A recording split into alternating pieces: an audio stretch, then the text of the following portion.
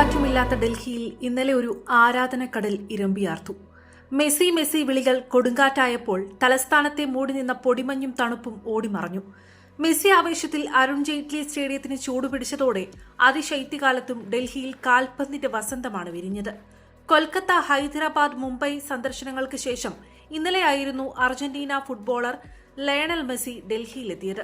അർജന്റീനയുടെ ജേഴ്സി ധരിച്ചെത്തിയ ആരാധകർക്കിടയിലേക്ക് നീലയും വെള്ളയും നിറങ്ങളാൽ നിറഞ്ഞ സ്റ്റേഡിയത്തിലേക്ക് പിങ്ക് ടീഷർട്ട് ധരിച്ച് ചെറു പുഞ്ചിരിയോടെയാണ് മെസ്സി എത്തിയത്. ഡൽഹിയിലെ മൂടൽമഞ്ഞ് ഫുട്ബോൾ ഇതിഹാസത്തെയും ആകാശത്ത് അല്പം ചുറ്റിച്ചെങ്കിലും മണിക്കൂറുകളുടെ കാത്തിരിപ്പ് ആരാധകരെ തെല്ലും മൂഷിപ്പിച്ചില്ല. രാവിലെ 10:45 ഡൽഹിയിൽ എത്തേണ്ടിയിരുന്ന മെസ്സിയുടെ വിമാനം 4 മണിക്കൂറോളം വൈകി 2:30 നിലത്തിറങ്ങിയത്.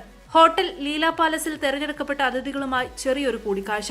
4:30 സ്റ്റേഡിയത്തിലെത്തിയ മെസ്സി ആരാധകർക്കൊപ്പം ചെലവഴിച്ച 40 മിനിറ്റ് ഡൽഹി എന്നും ഹൃദയത്തിൽ ചേർത്തുവെക്കും. മെസ്സി ആരാധകരെ ഇളക്കിമറിച്ച് സ്റ്റേജിലെത്തിയ മെസ്സിയെ ഇന്ത്യ ആതിഥേയത്വം വഹിക്കുന്ന T20 ലോകകപ്പിന്റെ ആദ്യ ടിക്കറ്റ് നൽകി ICC ചെയർമാൻ ജയ് ഷാ സ്വീകരിച്ചു. ഇന്ത്യൻ താരങ്ങൾ ഒപ്പിട്ട ക്രിക്കറ്റ് ബാറ്റും ഇന്ത്യൻ ക്രിക്കറ്റ് ടീമിന്റെ 10ാം നമ്പർ ജേഴ്സിയും മെസ്സിക്ക് സമ്മാനിച്ചു.